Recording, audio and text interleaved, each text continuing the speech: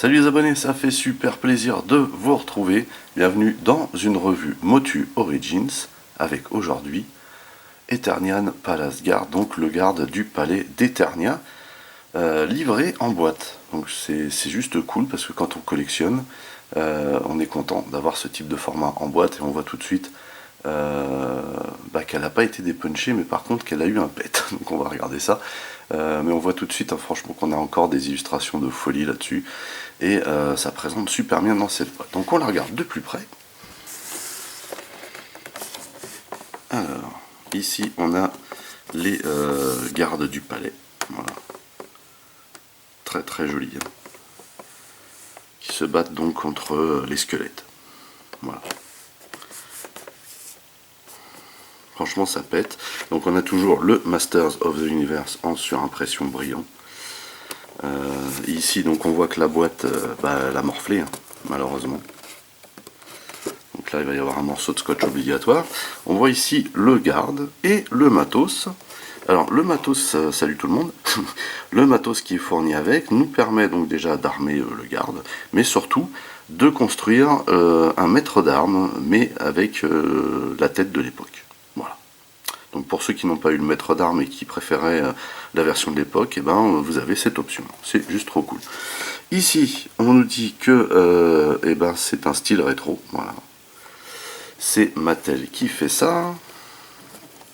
Vraiment encore une très belle fresque. Vous voyez sur le côté ici, donc le titre, et ici une main qui sort du sol. Trop fort. Ah, pour les plus de 6 ans, ça va. Je suis dedans. Et ici on a encore une tête de squelette. Et on nous précise ici que c'est fabriqué en Chine. En dessous, on a toujours l'intitulé plus les coordonnées et les différents logos. Et au dos, on a une très très belle illustration pour changer, avec ici les gardes, en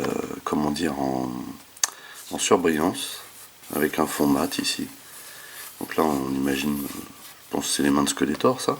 Derrière on voit, vous voyez, il y a Tila, il y a les parents de Adam. Plutôt cool.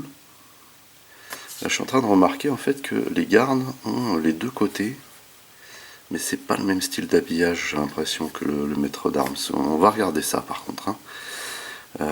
Ici donc des personnages, j'imagine il y en a certains de cette vague, mais c'est bizarre parce qu'elle, il me semble qu'elle était sortie depuis plus longtemps. Peut-être me trompe-je, bref. En tout cas voilà, on a d'autres produits du line-up, et ici on nous montre qu'on peut tout enlever. En tout cas, il faut enlever ici et ce côté-là, ainsi que la hache, pour pouvoir transformer. Donc on change la tête aussi. Hein. On met le sceptre pour pouvoir le transformer en ancien maître d'armes, celui de l'époque avec sa tête sans moustache. Voilà. Ici, plein de blabla. Je ne sais pas ce que c'est. En tout cas, ici on a le logo Mattel et toujours la superbe phrase: inspirer les futures générations par le jeu. Très très belle phrase à mon avis. Voilà, donc du coup, je vais sortir le bestiau de son conditionnement et on se retrouve juste après. En termes de doc, dans la boîte, on a un petit dépliant qui, comme d'habitude, nous indique que la plupart des pièces sont amovibles. Voilà. Et voici le garde du palais d'Eternia. Vraiment sympa. Alors bon, il n'est pas extraordinaire dans le sens où, quand on a vu le maître d'armes, voilà, on connaît, mais malgré tout, je trouve qu'il a grave de la gueule. Voilà. On va regarder tout de suite de plus près le perso. J'aime beaucoup le casque en fait.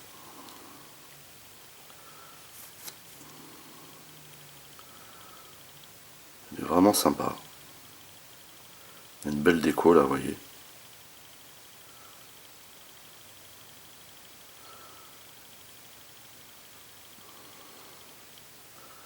Franchement, ça pète. Hein.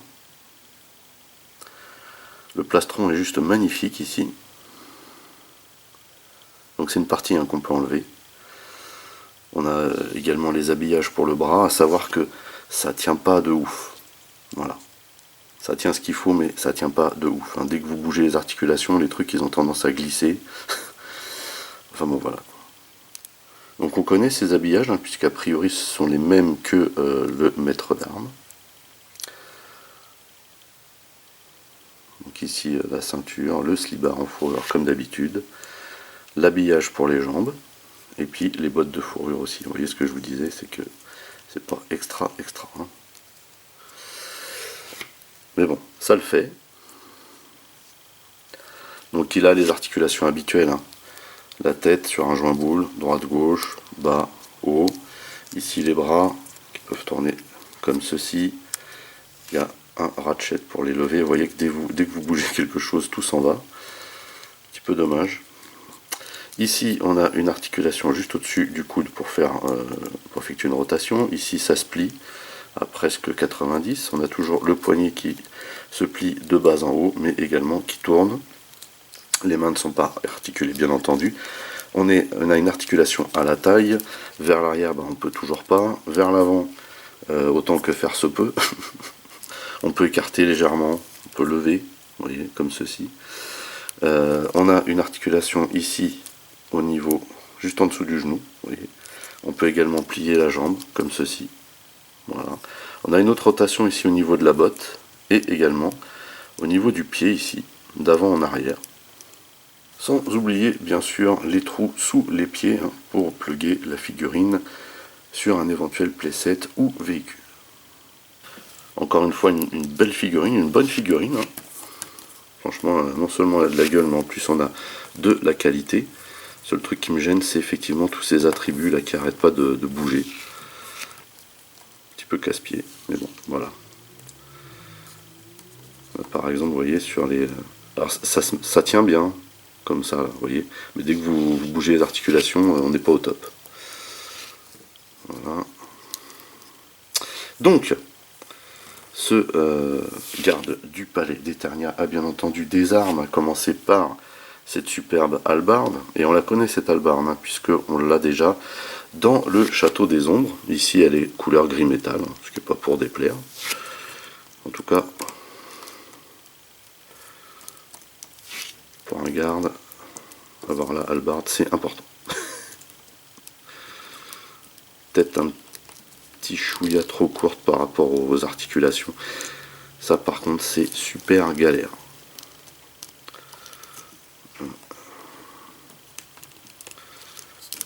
Voilà. Pas évident, hein. Lui donner une posture, c'est pas évident. Et voilà ce que ça donne. Donc voilà, c'est un peu court la hallebarde là, vous voyez. Peut-être un peu plus long, ça aurait été sympa pour lui donner une vraie posture de garde. Mais c'est pas évident de lui donner une posture, il y a tous les trucs qui... Dès que vous bougez un membre, voilà, il y a tous les trucs qui partent en sucette. Et on a également un bouclier, et on le connaît ce bouclier puisqu'on l'a vu précédemment avec Stinkor. Lui il l'a en bleu, là il est en métal, enfin couleur métal. Gris métal de la même couleur que la hallebarde, voilà. Et il vient se glisser comme ceci.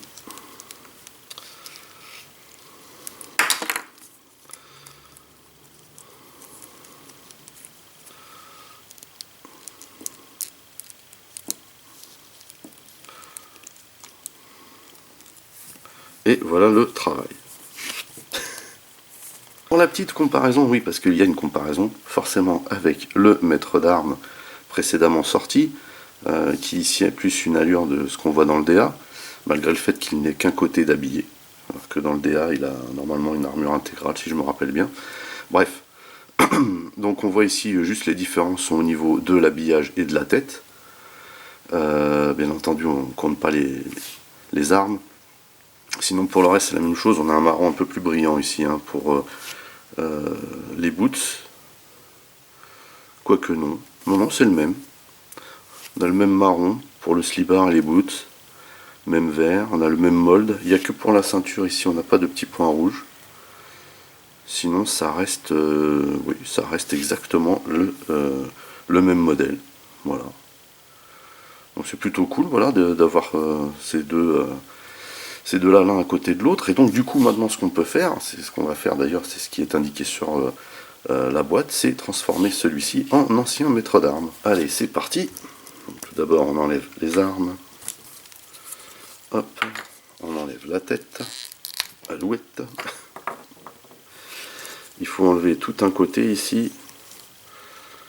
Alors si je me trompe pas,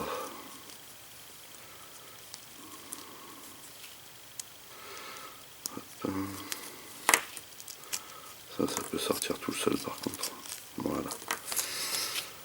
Et bien entendu, il faut enlever le plastron. Et le plastron, normalement, en enlevant une seule bretelle, on devrait pouvoir y arriver.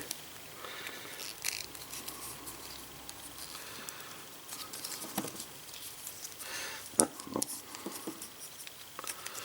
Non, non, non. Voilà, voilà. Ok. Donc là, du coup, maintenant, il faut juste le rhabiller, bien entendu avec le nouveau plastron, qui était un petit peu ratatiné dans la boîte, faut le savoir.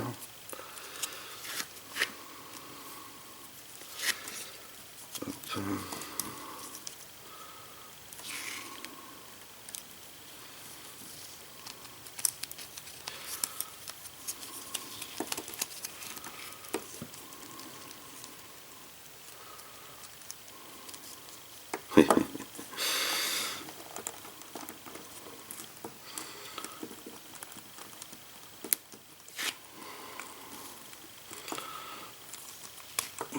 Voilà.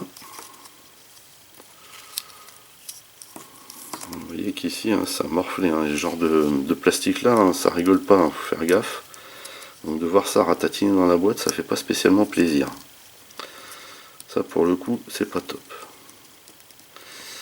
Hop, voilà. Donc là, on a le fameux plastron du maître d'armes. Hein, tout de suite, ça change. Hein.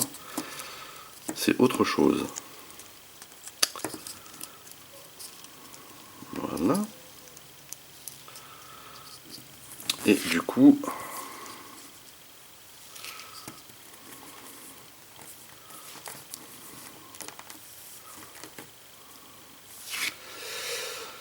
on va lui mettre la tête.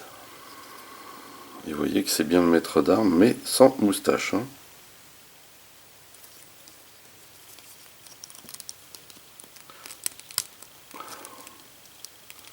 Voilà.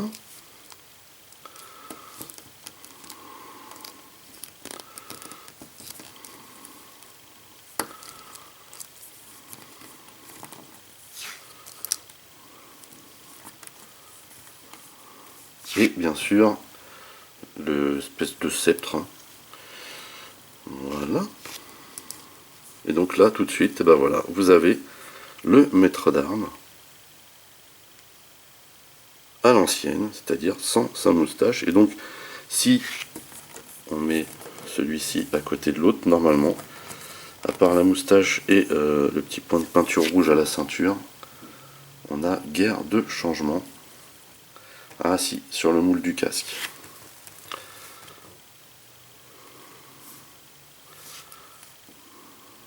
On a le même sceptre. Donc on a exactement les mêmes moules hein, sur le corps. Pareil hein, pour les attirails, les équipements. Idem pour le plastron, qui a exactement le même moule, mais ici il est un peu moins flashy. Et au niveau de la tête,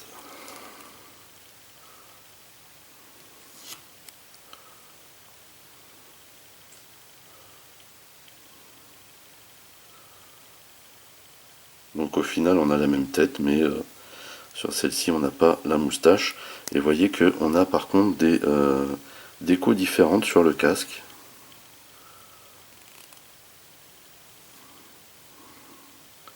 Alors que sur le maître d'armes nouvelle mouture, vous voyez, c'est vraiment une autre tête, hein. Casque y compris. Et du coup là on peut se faire un petit scénario retour vers le futur. Voilà. Voilà, bah écoutez, c'est terminé pour cette revue du garde du palais d'Eternia, une figurine fort sympathique, avec un petit aspect collector hein, livré dans sa boîte. Le petit bonus de pouvoir le transformer en maître d'armes comment dire, à l'ancienne est plutôt sympa. Perso, j'aurais préféré un pack avec 2 gardes. Voilà, juste ça. Mais en tout cas, ouais, c'est une figurine qui vient bien compléter cette collection Origins, en espérant que par la suite, ils nous sortent aussi, par exemple, les parents d'Adam, voilà, pour continuer. Voilà, voilà. Sur ce, j'espère que cette vidéo vous a plu. Comme d'habitude, j'ai été très heureux de partager ça avec vous. N'oubliez pas d'aller rendre visite à mes partenaires dont le lien figure dans le descriptif de la vidéo. N'oubliez pas également que vous pouvez lâcher des commentaires. Merci de liker, merci de partager. Pour les nouveaux, n'oubliez surtout pas de vous abonner, c'est très important. Vous pouvez également checker toutes mes autres revues et playlists, et pourquoi pas ma playlist Motu Origins. En attendant, je vous donne rendez-vous très très vite. Portez-vous bien, et à la prochaine. Allez, bye bye.